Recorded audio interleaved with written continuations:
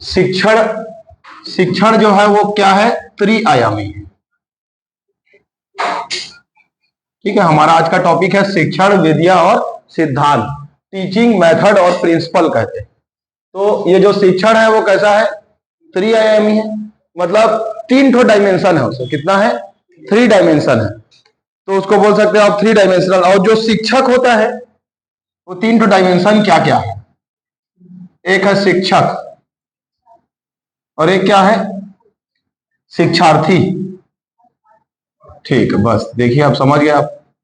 और पाठ्यक्रम, सिलेबस। इसीलिए जो शिक्षण है उसको क्या कहा जाता है, 3 डायमेंशनल कहा जाता है, क्योंकि इसमें शिक्षक आता है, शिक्षार्थी आता है और पाठ्यक्रम आता है। ठीक है, अगर आपसे क्वेश्चन पूछा जाएगा कि शिक्षण क्या है तो आप बताइएगा 3 डायमेंशनल। अब इन तीनों में जब संबंध बनेगा, जब शिक्षक, शिक्षार्थी और पाठ्यक्रम आएगा तो व्यक्ति क्या बन जाएगा, टीचर बन जाएगा, है ना। समझेगा कि शिक्षार्थी सीखने वाला, पाठ्यक्रम और पढ़ाने वाला क्या रहेगा, शिक्षक रहेगा। अब ये जो शिक्षण है, ये जो शिक्षण है इसका अर्थ क्या होता है, शिक्षण का अर्थ क्या होता है बताइए क्या। शिक्षण का अर्थ 2 टाइप का अर्थ हो सकता है, एक होता है संकुचित और एक क्या होता है, व्यापक। तो बताइए शिक्षण का संकुचित अर्थ क्या है।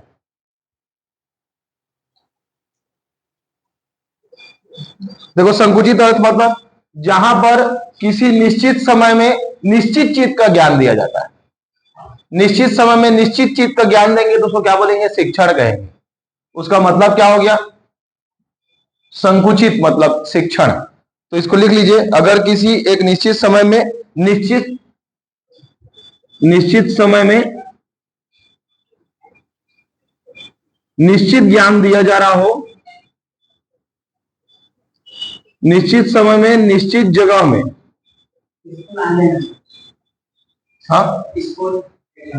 हाँ एग्जाम्पल शिक्षण, तभी तो निश्चित समय में निश्चित जगह में जब निश्चित ज्ञान देंगे तो उसको क्या बोलेंगे, शिक्षण बोलेंगे। जैसे कि एग्जाम्पल बताया अभी, स्कूल, आपका जो स्कूल है वो किसका एग्जाम्पल है, स्कूल एजुकेशन। ठीक है, व्यापक किसको बोलेंगे, जो पूरे जीवन चलेगा, पूरे जीवन चलेगा, जीवन पर्यंत चलेगा, उसको भी शिक्षण बोलेंगे। चीजों को हमेशा सीखते रहना, है ना। और ये जो पूरे जीवन चलेगा ये 2 टाइप का होता है, फॉर्मल और इनफॉर्मल। तो ये व्यापक अर्थ हो गया। ठीक है, या औपचारिक या और अनौपचारिक बोलेंगे। ठीक है, तो ये हमने पढ़ा शिक्षण। अब बोला जाएगा कि nature of teaching, nature of teaching क्या होता है। नेचर ऑफ टीचिंग को क्या बोलेंगे, नेचर ऑफ टीचिंग मतलब शिक्षण की प्रकृति। शिक्षण की प्रकृति क्या क्या होता है, प्रकृति क्या हो सकता है, शिक्षण की प्रकृति। तो ये जो शिक्षण की प्रकृति, इसको कौन दिया है आपको याद रखना है, ड्यूवी। क्या बोलते हैं, ड्यूवी। और एक और एथवर्ग, ये दोनों ने मिलकर क्या दिया है, शिक्षण की प्रकृति या नेचर ऑफ टीचिंग को दिया।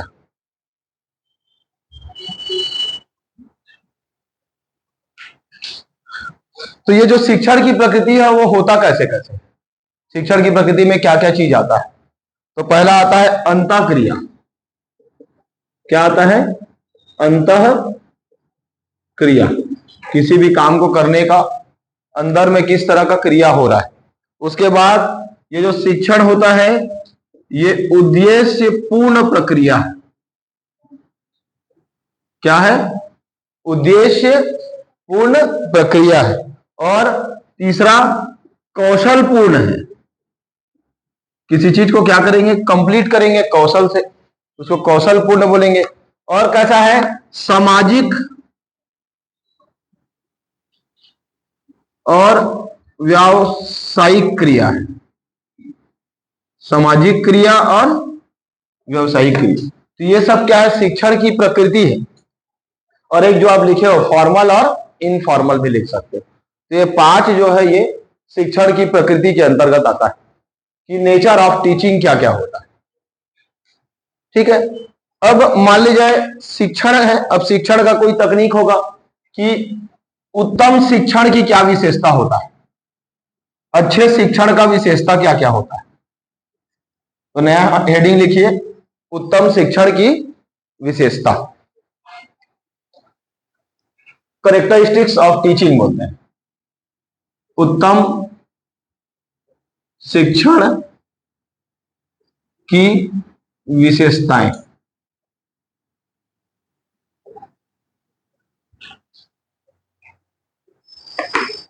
क्या आएगा इसमें, सोच के देखिए। ये उत्तम शिक्षण की विशेषता के बारे में कौन बताया है? एक का नाम है योकम व सिम्पसन, इन दोनों ने मिलकर इसके बारे में वर्णन किया है।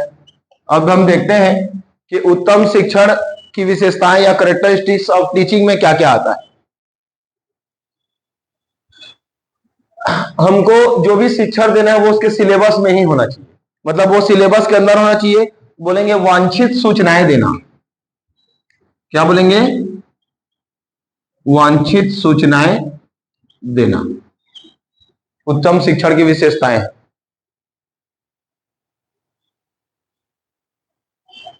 देखिए, कहने का मतलब यह है कि जो विद्यार्थी जिस लेवल का है उसी लेवल का उसको पढ़ाया जाए, है ना, लेवल वाइज पढ़ाना।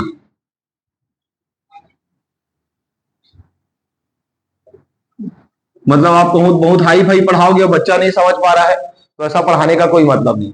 वांछित सूचनाएं देना पहला विशेषता है। उसके बाद जो शिक्षण है ना वो कभी भी आदेशात्मक नहीं होना चाहिए। शिक्षण आदेशात्मक नहीं होना चाहिए। मतलब ऐसा नहीं लगना चाहिए कि हम किसी को क्या कर रहे हैं, आदेश दे रहे हैं, बल्कि जो शिक्षक है वो कैसा होना चाहिए, जो शिक्षण है वो निर्देशात्मक होना चाहिए।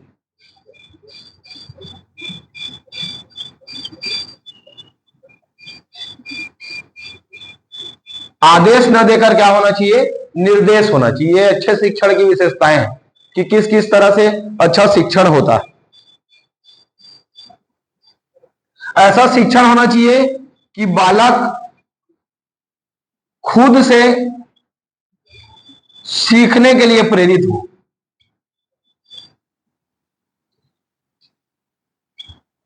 उसको अपने से ही मन लगे कि मैं आज कुछ नया पढ़ूंगा, खुद से सीखने के लिए क्या रहे, प्रेरित रहे। इसको भी क्या बोलेंगे, अच्छे शिक्षक की शिक्षण की विशेषता बोलते हो। बच्चे में क्या होना चाहिए, बच्चे क्रियाशील हों और गतिशील हों। यह भी विशेषता है अच्छे शिक्षण की। जो भी पढ़ा रहे है उसमें क्रियाशीलता होना चाहिए और गतिशीलता होना चाहिए। टीचर और स्टूडेंट का कॉम्बिनेशन अच्छा होना चाहिए। टीचर प्लस स्टूडेंट, इनके बीच सामंजस्य अच्छा होना चाहिए। अच्छा सामंजस्य रहेगा तभी तो उत्तम शिक्षण होगा। दोनों एक दूसरे को समझ पाएंगे तो पढ़ाई क्या होगा, अच्छा होगा। ठीक है, और ओवरऑल डेवलपमेंट अच्छा होना चाहिए। ओवरऑल डेवलपमेंट मतलब सर्वांगीण विकास, सर्वांगीण विकास अच्छा होना चाहिए। और क्या बोल सकते हैं अच्छे शिक्षण की और क्या विशेषता हो सकता है, जो वैयक्तिक विभिन्नता है उसको ध्यान में रखना चाहिए। वैयक्तिक विभिन्नता को क्या करना चाहिए, को ध्यान में रखना चाहिए।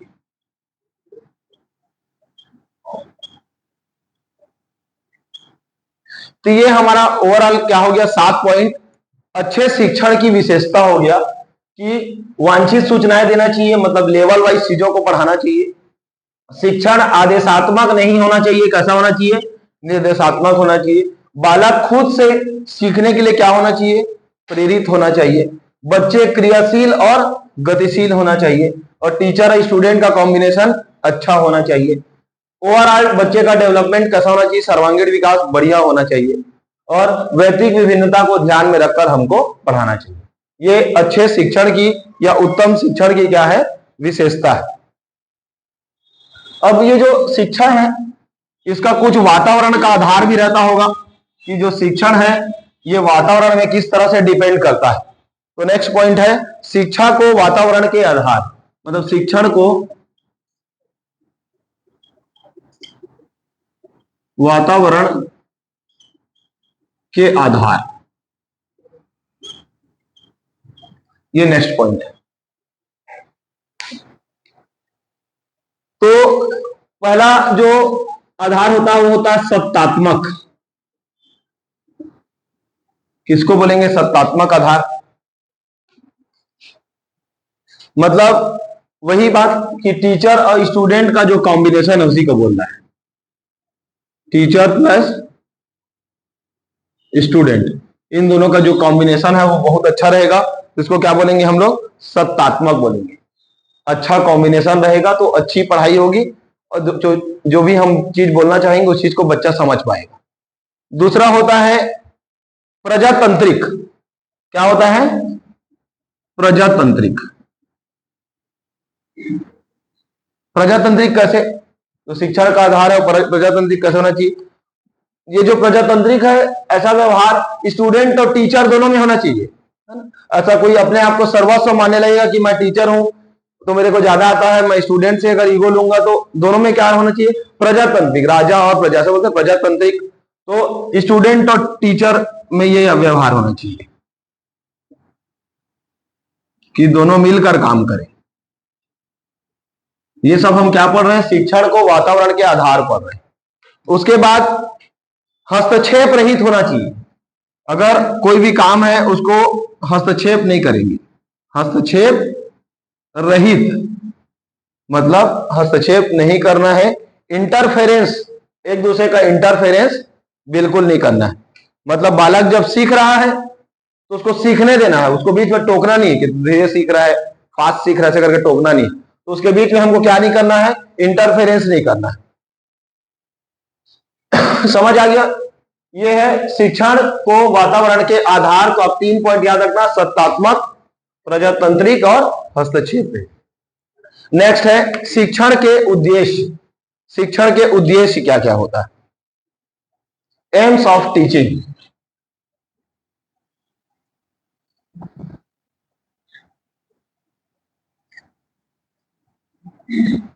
शिक्षण के उद्देश्य,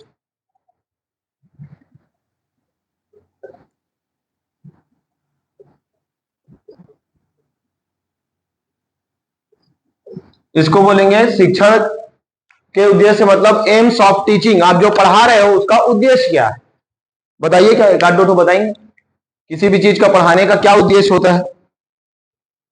हम चाहते हैं कि जो भी हम जो पढ़ाएं वो क्या होना चाहिए, जीवन उपयोगी होना चाहिए।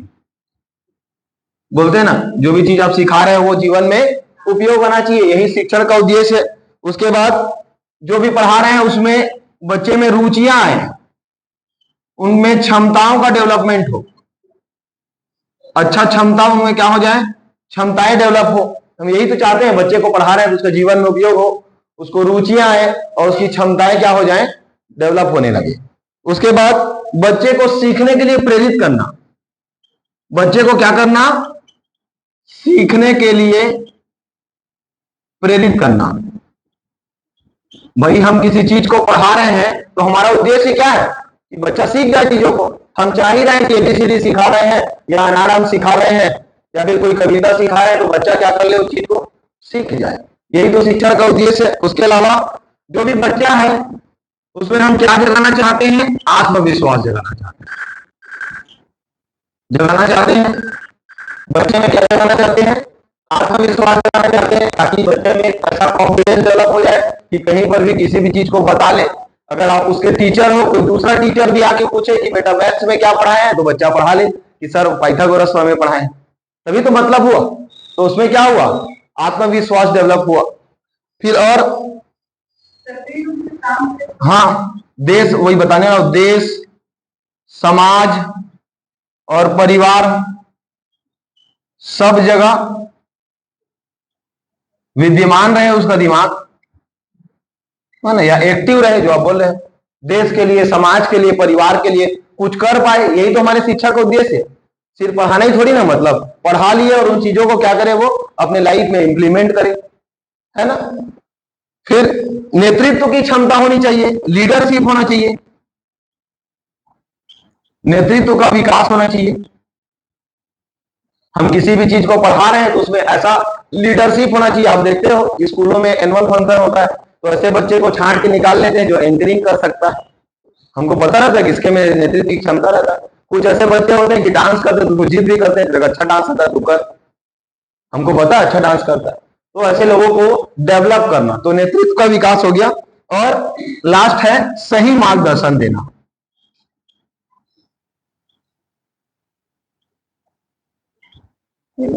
तो ये क्या है, शिक्षण के मेन उद्देश्य है। जीवन उपयोगी होना चाहिए, रुचियां और क्षमताएं डेवलपमेंट होना चाहिए। सीखने के लिए उनको क्या करना चाहिए, हमको प्रेरित करना चाहिए। आत्मविश्वास बच्चों का बढ़ना चाहिए। देश, समाज, परिवार और सब जगह उसका दिमाग विद्यमान रहे, एक्टिव रहना चाहिए, सक्रिय रहना चाहिए। नेतृत्व का विकास हो, लीडरशिप होना चाहिए कि हाँ मैं सब काम को कर लूंगा। छोड़ दीजिए साला नायक बनाया